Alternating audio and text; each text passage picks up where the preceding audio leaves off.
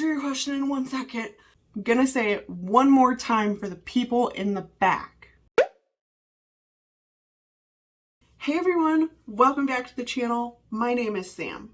If you've been following me for the last few weeks, I just really want to say thank you. It has been a whirlwind to watch my channel grow as rapidly as it is.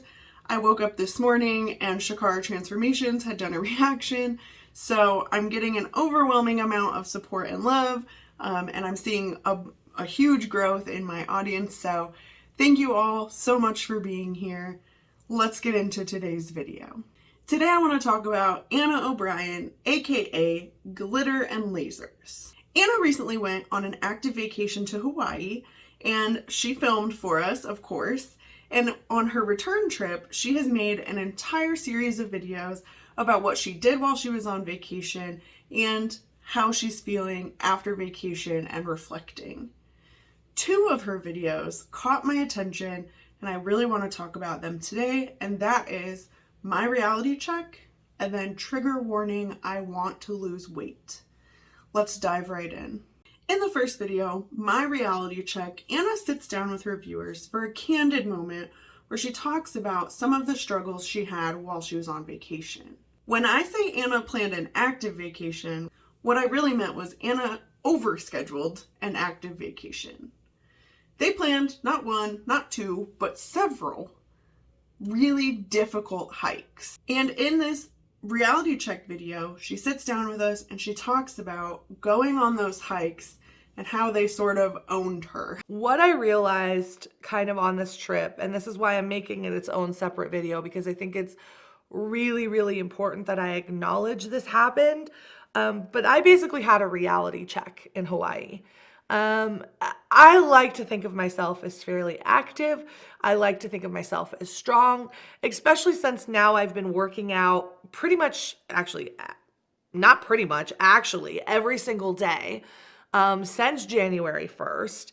You know, I thought I was, I don't know, in perfect shape. Not perfect shape, but I thought I was like much further down the road than I was. And what I realized in Hawaii is that I'm not. As you can see, she tells us that this mindset where she thinks she is strong and fit and active led her to do these really challenging hikes while she was on vacation. I've seen a few people react to this video and they're like, whoa, Anna, you thought you were in peak physical condition? Look at you. You're overweight. You've clearly only been working out for a little while. Why would you think that? I want to say I completely understand why she would think that or say that, because I have done the same, and I think that a lot of people have, which is why when people go into a diet or into a I need to change my life cycle, they think they can just go from 0 to 100. I think that a lot of people think that they are fit, capable, and active. And that is why we see so many people jump into workout programs that were designed for athletes. What ends up happening is they force themselves to do these workouts where they're miserable. And then after some relaxation, after the delayed onset muscle soreness sets in, I think that's what it's called, DOMS for short, I'm not a professional, they are so sore that they can't move the next day. And I don't think that's unusual, and I don't think Anna is the only unhealthy, unfit person to do that.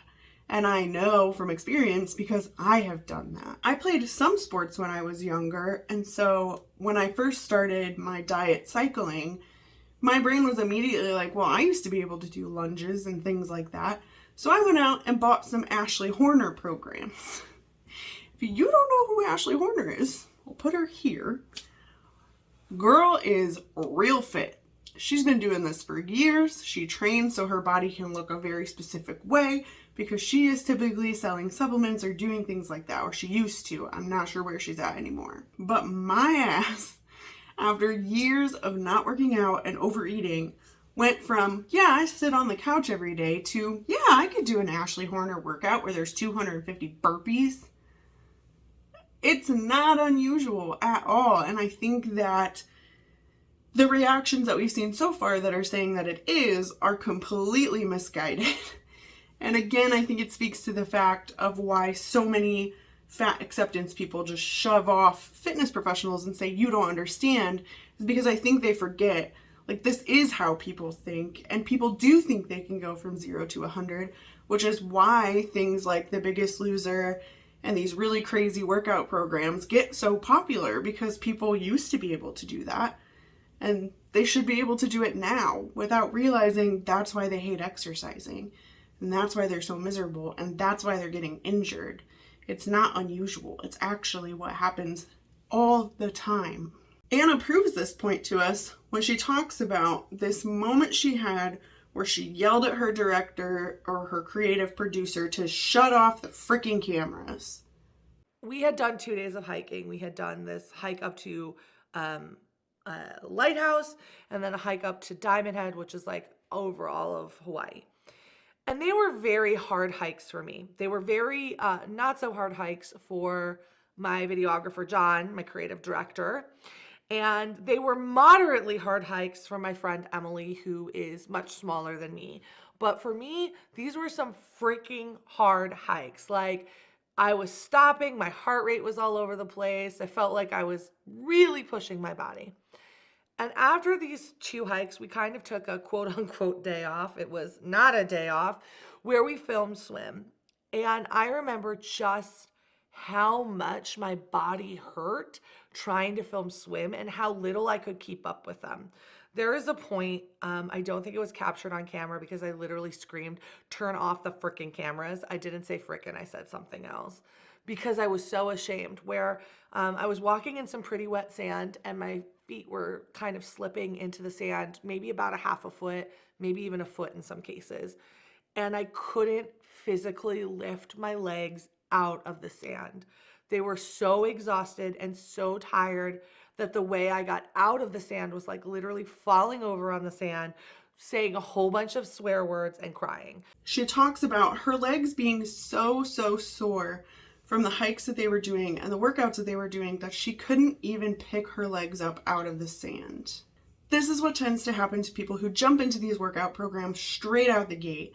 They get really sore and really fatigued, and then they can't understand how they're supposed to continue on day after day. And based on her videos, it seems like they were doing these hikes back to back to back with very little recovery in between. All of that is a recipe for disaster and is, I think, leading Anna to the feelings that she's having about a reality check and about her body fighting her. But I think she missed a point in her video because she ended it sort of saying she's going to have to push herself out of her comfort zone. I agree. Outside of your comfort zone is where you see personal growth. It's where I've seen the most growth in my workouts, in my lifting, in my eating, just getting outside of that comfort zone. But she said a few things that were alarming, a little less than desirable, if you will, where she talked about having to fight her body and having to push a little harder. And to that, I think what I wanted to hear was that she understood she pushed it too hard. It's okay to get outside of your comfort zone and it's okay to push it, but doing those crazy hikes or a workout routine that is not built for you because you're not an athlete, and then continuing to push your body harder and harder, thinking that you're pushing it outside of your comfort zone, can be really dangerous. And the last thing I would want to see is anybody get injured, especially someone who is so joyful and puts such good vibes into the world the way that Anna does. She also shared that she wanted to keep up with her fit friends and that she felt ashamed that she couldn't keep up. And again, I think this is a reason why people do things that they shouldn't, that are dangerous for them. Because I also do this, right? You want to fit in with your friends, you want to be social, they invite you to work out or do things with them, and you want to oblige, right? You don't want to be the friend who always says no or be the flaky friend, but then you go on a walk with someone and they're talking the whole time and you're like, I'll answer your question in 1 second. Like, nobody wants to be that person. So I completely understand what she's saying here. Since that video came out, she's put out a few more videos, one of which was titled, Trigger Warning, I Want to Lose Weight. It's crazy to me in the first place that anyone has to put a trigger warning about wanting to lose weight, but I do understand this is how Anna built her audience, and YouTube 101, don't alienate your audience. So I completely understand why she's doing what she's doing. And you know, I'm glad that despite the heat that she's going to get from those select people who watch her, hate watch her for those reasons, from shifting out of the body positivity movement, I'm glad that she makes the video either freaking way. Honestly, it's brave. So kudos to you, Anna. Keep doing what you're doing. Now, within this video, she said a few things that I also was like, whoa, whoa, whoa, hold on a second. It feels like she hasn't yet put all the pieces together. So she starts out the video talking about how she's been working out. I'm happy to report I did actually work out for 100 days. In fact, as this video drops, it will be 100, I just burped. It will be 107 days because I actually started a week before the new year started, and I wanted to launch this 100 days out from, you know, the beginning of the year because for reasons. So I've been doing really, really good with that. Basically, I found a groove, and it is a habit now. I do think about being active. I do check my watch, usually like mid-afternoon, and go, okay, what do I still need to do? It's become literally just part of my daily life. I really don't even think about it anymore. And what's really cool is with the Apple Watch, and I'm not trying to sell you one, but I am obsessed and I do love mine.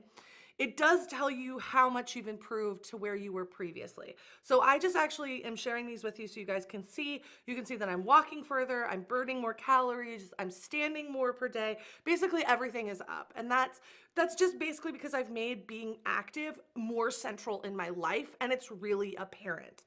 With that, I've also started to see my body change a little bit. Candidly, I have not really lost a lot of weight. My body has changed shape a little bit. I'm definitely more toned. I'm definitely like seeing some decrease in my chest.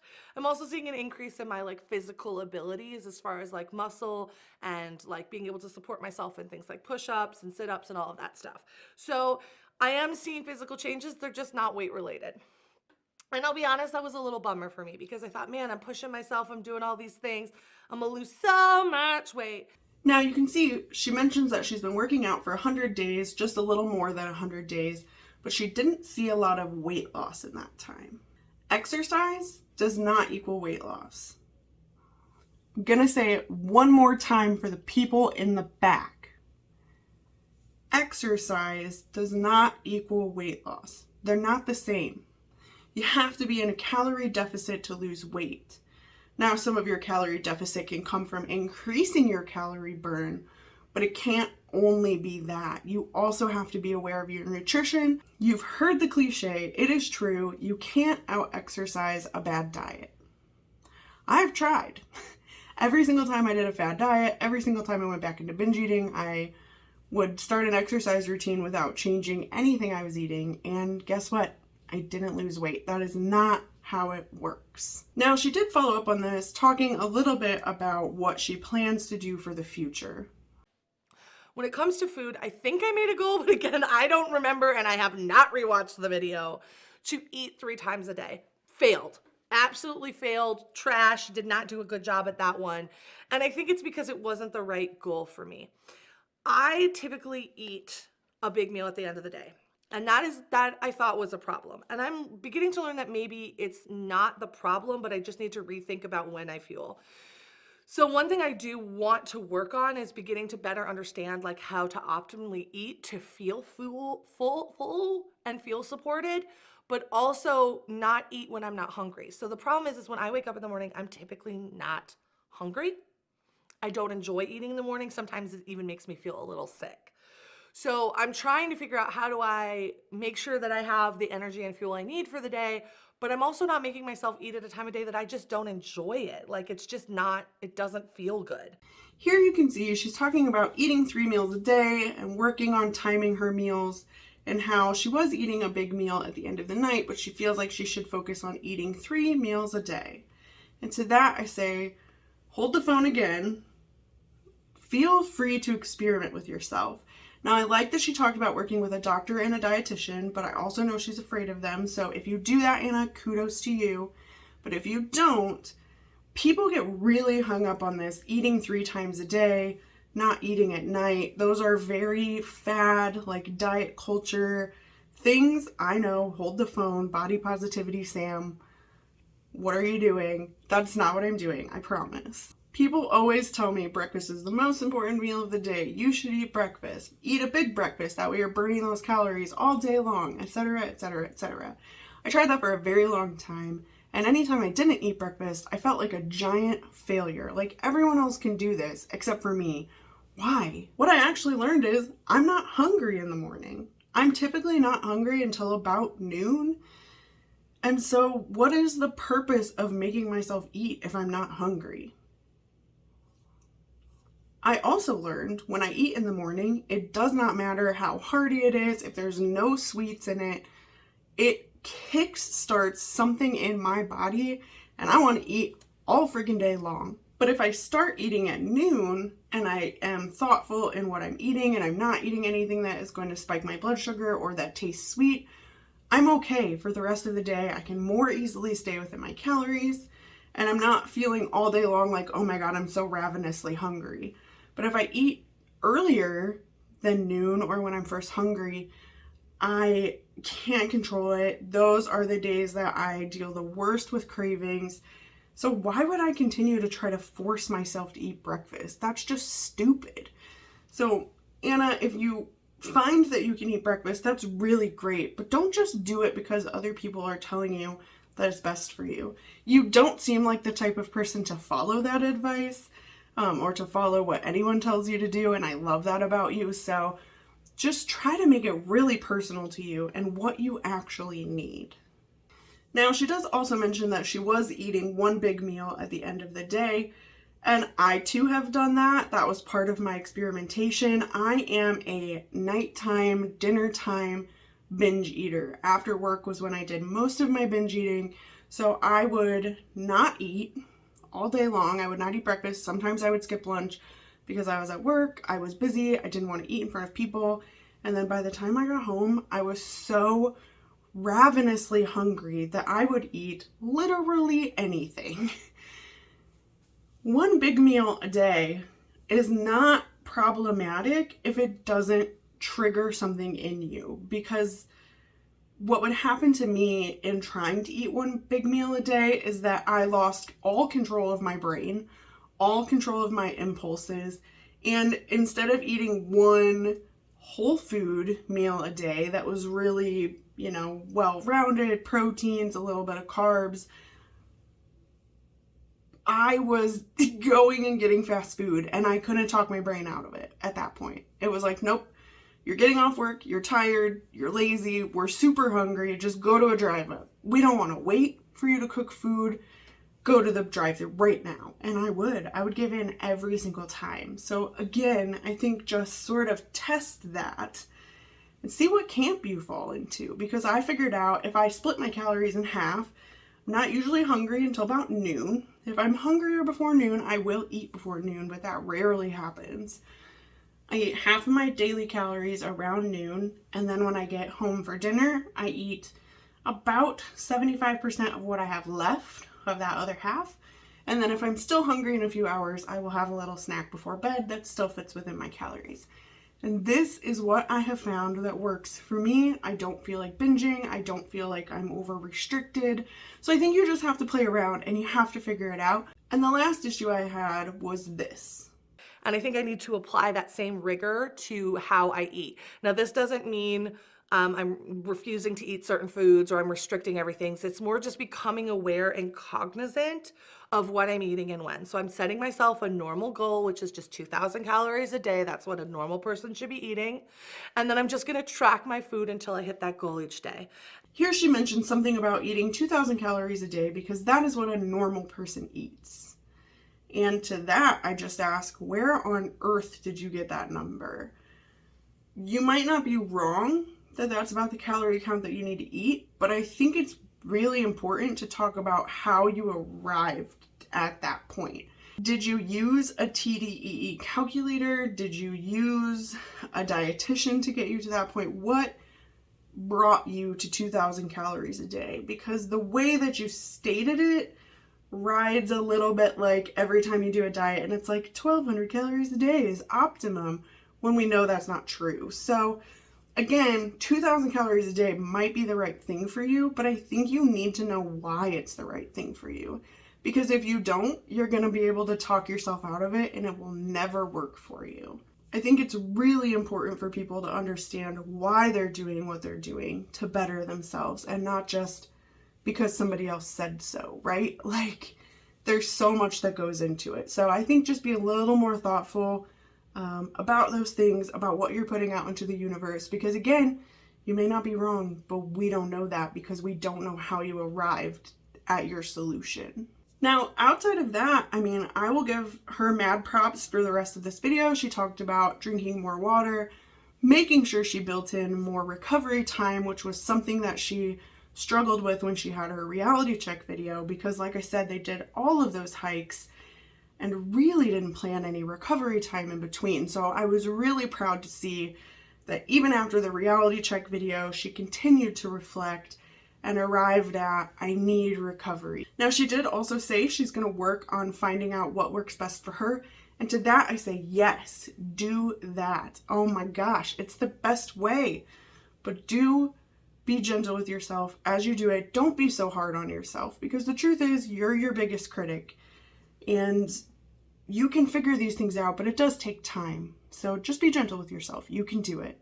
I like that she did also mention that she knows exercise is not going to fix all of her problems, and that these problems with overeating, overexerting, thinking that exercise would fit all the problems, she understands that there's some complex underlying issues there, and that is why she's going to work with a professional.